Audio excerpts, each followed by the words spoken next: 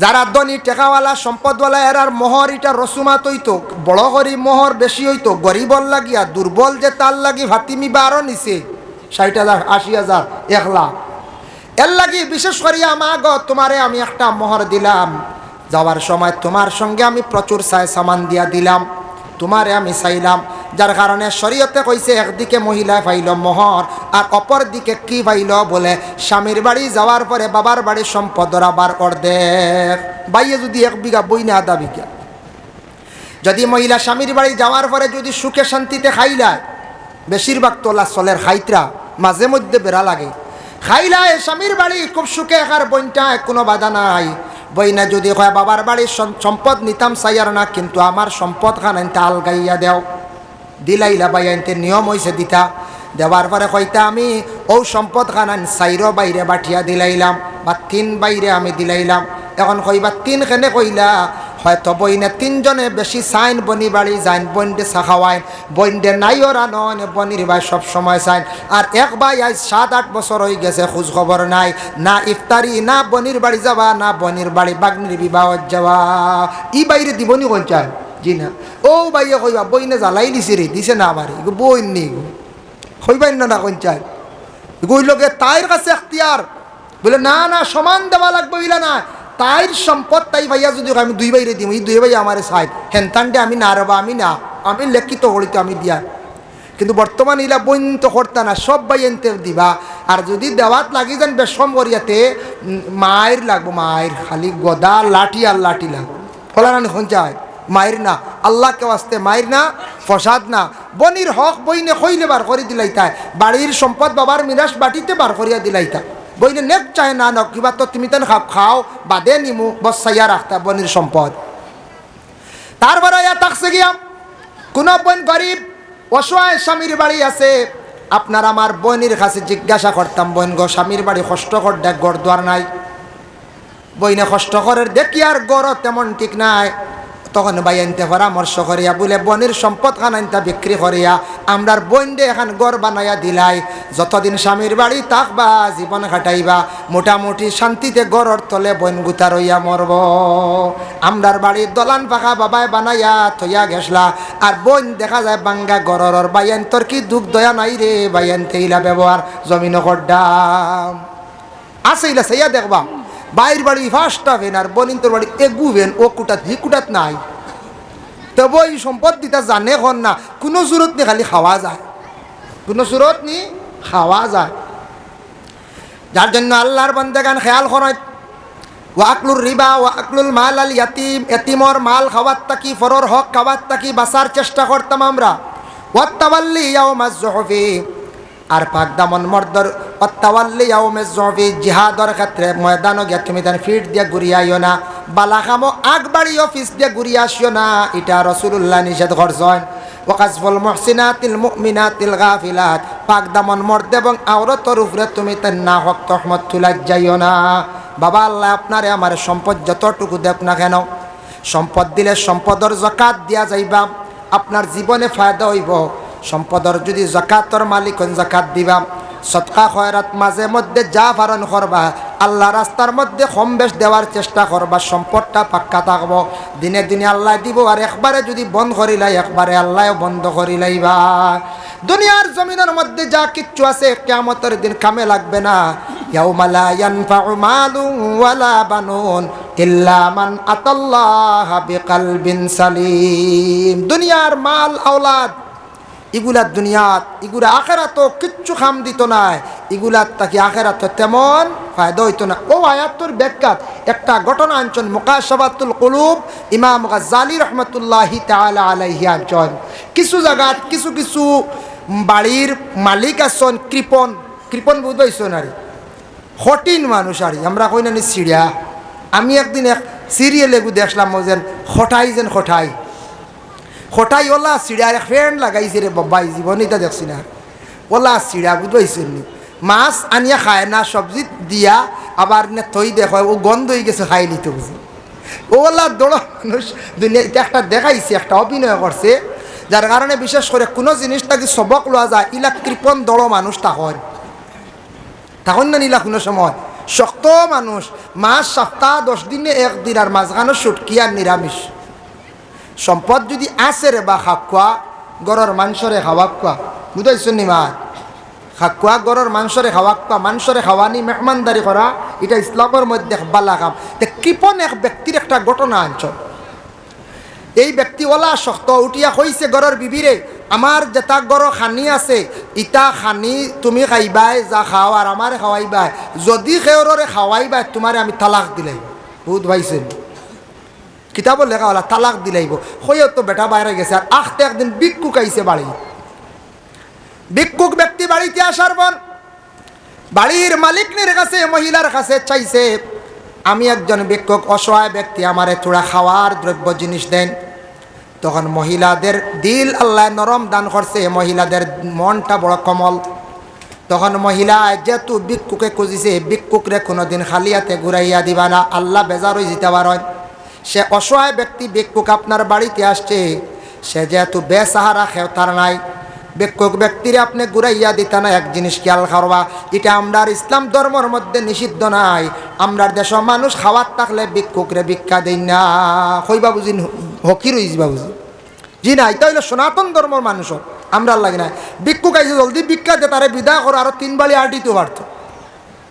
কইবা আমরা খাওয়া তেবলা দেওয়া যাইত না বউ বলা কই, বুঝাইছেন? ও ভিক্ষুকরে ইলা আটকাইয়া রাখতা না। ভিক্ষুক যদি আইয়া খাওয়া চান, যা আছে তা দিয়া খানি দেন। ভিক্ষুকরে বাইরে কুকুরের মতো খানি দেন না জানি। আল্লাহ জাত বেজার হয়ে যাব বাবা। সে একজন মানুষ, যেহেতু ভিক্ষুক সে অসহায়, তোমারে আল্লাহ সম্পদ দান করছে, গতিকে তুমি গড় শান্তিতে খাইতে। সেইলা একদিন হয়তো আসলো, কিবা তো আল্লাহ তারে এই পর্যায়ে নিয়ে পৌঁছাইছে, তোমারও আল্লাহ পৌঁছাইতে সময় লাগতো না। আল্লাহ এমন এক জাত, আল্লাহ বাদশাহ বানাইতে পারন, হকিরও বানাইতে পারন। পারবারানি পঞ্চায় আল্লাহ এমন এক জাত, মানুষে খান্দাইতে পারন, মানুষে হাসাইতে পারন। আল্লাহ এমন এক জাত, মানুষে গড় রাখতে পারন, মানুষে জেলও রাখতে পারন। আল্লাহ এমন এক জাত, খেওরে দেশও রাখতে পারন, খেওরে আবার বিদেশও রাখতে পারন। খেওয়াছন সারা বিদেশ, সারা জীবন বিদেশ কাটাইবা, দেশও আসা সম্ভব হইতো না। বিদেশ থাকি রুচি না করলে গড় খাইতে পারতা নাই। সাইবারে দেশও রইতাম, মানুষের লাগি মিলিমিশি থাকতাম, কিন্তু তার দেশও কোনো লাইনে চলা যায় না, সারা জীবন বিদেশ থাকিয়া কাটাই লাইবা। এটা আল্লাহর কোন বালাই। এর লাগি ভিক্ষুকরে ঘুরাইয়া দিতা না। ভিক্ষুকে 3টা রুটি দিলাইছে, আর ভিক্ষুকে রুটি 3টা লইয়া যার গিয়াও বাড়ির সামনে হো কৃপণ ব্যক্তি পাইলিছি, সৌ সিড়া যেন শক্ত পাইয়া কইল, তুই রুটি লইয়া, তুই রুটিটা কই পাইলে? বলে ও বাড়ির এক মেলুকে দিছুন, ও বাড়ির মালিকে। বুঝছে তো তার বাড়ি নেন। বাড়ি তাইয়াও কইছে, তুমি এখানে আমি নিষেধ করলাম, তুমি যদি কোনো খানি আহরে দিবাই, খানি দিলে তোমারে আমি তালাক দিলাইমো, তুমি এখানে এইগুলা খানি দিলা কৌসাইন। তখন সেই মহিলা উঠিয়া কইসন, আমি আল্লাহকে ওয়াস্তে আমি এখানে দিছি, আল্লাহর ওয়াস্তে। এখান শুনিয়া আরো বেশি সে রাগান্বিত হয়ে গেছে গিয়া। বলে আল্লাহ ওয়াস্তে মারাইতে নি, আল্লাহ ওয়াস্তে দেখতাম আইস তোর আল্লাহর গুণ কতখান, বুঝতে পাইছেন নি? দেখতাম আইস আল্লাহ ওয়াস্তে তোমার গুণ কতখান আমি দেখতাম। হইয়া গুছা করছে, খুব শক্ত মানুষ, খুব জুলুমকারী মানুষ, খুব বেদড়ক মানুষ। তার ঘরের বিবিরে কি করছে, শরীরের হাত বান্ধিলাইছে, বান্ধিয়া হয়েছে, একটু দম লাগসাইন, তোমারে আর বেশ দেরি করতাম নাই, দেখতাম তোর যে আল্লাহর ওয়াস্তে কইস আল্লাহ তোরে বাঁচাইনি, আজকে আর তোরে দেরি করি আর না, তোরে আমি আগ্নি ছাড়ি দিয়ার। একটা মটকার মধ্যে ডাকনাওয়ালা, একটা মটকার মধ্যে আগুন জ্বালিছে, আর তার ঘরের বিবিরে কইছে তোমারে এই মুহূর্তে আগুনিত ফালাইয়ার। আল্লাহর বন্দে তখন মনের আবেগ নিয়া আল্লাহর দরবার ওখান দিছে, দোয়া করছে, আল্লাহ আপনারও ভিক্ষুক আর আমি আপনার একজন বান্দি, আল্লাহ আমি আল্লাহ তোমার ওয়াস্তে আমি ভিক্ষুকরে সাহায্য করলাম, আজকে আমি ও কারণে আগ্নির মধ্যে পড়তে লাগের। আল্লাহ আপনার জাত হইলে গিয়া সম্মান দেনেওয়ালা, আপনি হইলে গিয়া সাহায্য করনেওয়ালা, আমি আপনার উপরে বিশ্বাস রাখি। আর হইয়া মহিলা খান দিছে, আল্লাহর কাছে দোয়া করছে। আগুন যখন ডালিল, আগুন ডালার লগে লগে কি করছে বাবা, যেই সময় মহিলার আগ্নির মধ্যে ফেলাইতো, তখন মহিলা কি করছে, বালা কাপড় গায়ের মধ্যে লাগাইছে। হক্কা সুবহানাল্লাহ। মহিলা যখন আগ্নির পড়ার আগে সুন্দর করিয়া গলার সরা ব্যবহার করছে, মানে হার লাগাইল, খানের সোনার দুলা লাগাইল, জাওরাত সুন্দর করিয়া লাগাইয়া আমরা কন্যানি বালা করে ব্যবহার করিলে আখটা কোনদিন মরে যাইতে পারো। ওলা মহিলাকর জীবনের শেষ পরিধান করা আমার মায়ার বস্তুগুলা লইয়া আমি যাইগে বিদায় হয়ে যাই। তখন এই স্বামী কৃপণ স্বামী উঠিয়া কইল, তোমারে আমি আগ্নিত ফালাইতাম, খেনে আমার দামি খাবার লাগাইলাই ওখান খুলো, খেনে তুমি সোনা লাগাইলাই ওগুলা তুমি খুলিয়া রাখো। বলে না না, আমার সম্পদ লইয়া আমি আগ্নির মধ্যে আমি জাপ দিতে চাই। সুবহানাল্লাহ। খেনে কইল মহিলাই, ও কারণে কইছে আমার সম্পদ সোনাটা দুনিয়ার জমিনত তৈয়া যাইমো, স্বামীয়ে খাইব, স্বামীয়ে ব্যবহার করব, কোনো কাজে লাগতো নাই। যেহেতু এক সামান্য রুটি দেওয়ার কারণে ভিক্ষুকরে আমার সামনে আগ্নিত ফেলাইতে বাধ্য হয়ে গেছে। এই স্বামীর জন্য আমি আর আমার মায়ার সম্পদ রাখতে চাই না। মহিলাদের মায়ার সম্পদ বেশি কোনটা থাকে বলে, এক নম্বর হইল সোনা। সোনা যত বেশি মহিলা হলে পরিবার তত বেশি মহিলার মন খুশ থাকে। আর দ্বিতীয় নম্বর কাপড় খানি যদি কমও দিলেন, সোনার রূপা ঠিক থাকলে আর মহিলা হল খুশ না কোন চায়। হয় হয়, সোনার সরা আনিয়ে দিন জানি যে কুশ সারারে দেখাইবা, বুঝবাইছেন? কুটুম বাড়ি যাইবা খালি দেখা নিয়ে খুশ হইব, গফর বাইন না কই চাই। এর লাগি কইল মায়ার জিনিস লইয়া আমি জাপ দিয়ার, মায়ার জিনিস নিয়ে আমি জাপ দিয়ার। ওই সময় সেই মহিলায় আগ্নির মধ্যে গিয়া আল্লাহর হাওলা হইয়া, যেই সময় আগ্নির মধ্যে গিয়া জাপ দিল, কাপড় পরিধান করিয়া সোনা লইয়া জাপ দিছে। সোনার দিয়ে জাপ দেওয়ার লগে লগে আগুনের ভিতরে যখন মহিলা ফালানি হয়েছে, মটকার মধ্যে কুণ্ডলির মধ্যে মহিলারে যখন ফালাইল, উফরের মধ্যে লগে লগে ডাকনা দিয়া বন্দি করিয়া রাখি লাইছে। সে কইছে, রে আজকে আমার ঘরের বিবি একবারে শেষ করি লাইছি। জলক নিশ্চিন্তা জলক, যে আগুনটা জ্বালিছে আংঠা জাতীয় আগুন, আস্তে আস্তে হিটে জ্বলতো, কষ্ট দিয়ে মারে, একবারে চড়ান্ত আগুন নাই। মটকার ভিতরে আগুন কি যাত থাকবো, হিট আলা আংঠা আলা রানি ও থা আগুন। মহিলারে ভিতরে রাখছে, মহিলায় আল্লাহর দরবার সবর করিয়া জবান বন্ধ করিয়া মটকার ভিতরে রয়েছে। আল্লাহ কতটুক মায়া করছেন। 3 দিন পরে কইল, দেখিছেন হাড্ডি উড্ডি ওটা আসেনি তার মনোবাবারে। 3 দিন পরে কইল, ছায়া দেখে মহিলা সেই মটকার ভিতরে আগুন নাই, ঠান্ডা হয়ে গেছে গিয়া। আর মহিলা মটকার ভিতরে নীরব অবস্থায় বসিয়া রয়েছে। সুবহানাল্লাহ। আল্লাহর ওয়াস্তে আল্লাহর উপরে এক আল্লাহ বলিয়া বিশ্বাস করার কারণে এই মহিলারে আগুনে জ্বালাইছে না। মহিলার তুনিয়া নিয়া কইল, ওগো আল্লাহর বান্দি, ওগো বিবি, জীবনে আমি এক ভুল করে লাইছি, তোমার লাগি বলে আমার লাগি নাই। আমার তাকি আগে আমার প্রভু আমার আল্লাহর কাছে তুমি ক্ষমা চাও। জীবনে তুমি ভুল করছো, 3টা রুটির কারণে তোমার ঘরের বিবিরে তুমি আগ্নির মধ্যে ফেলাই দিছ। তুমি আল্লাহর কাছে আগে মাফ চাও। আল্লাহ যদি তোমারে মাফ দেন তাহলে মাফ পাইতাই, খালি আমি মাফ দিলে হইতো নাই। কারণ আমার আল্লাহ কতটুক মায়া করছেন। আমি আল্লাহরে কইছি, আল্লাহ আমি এক বালা কাম করলাম, বালা কামর কারণে আজকে আগ্নির মধ্যে আমারে ফালানি হর, আমার আল্লাহ এই আগুনের মধ্যে আমারে বাঁচাইয়া রাখছন। সুবহানাল্লাহ। ইব্রাহিম খলিলুল্লাহ জ্বলছেন এক আল্লাহ বিশ্বাস করার কারণে? জি না, এক আল্লাহ বিশ্বাস করার কারণে ইব্রাহিম খলিলুল্লাহ জ্বলছেন না।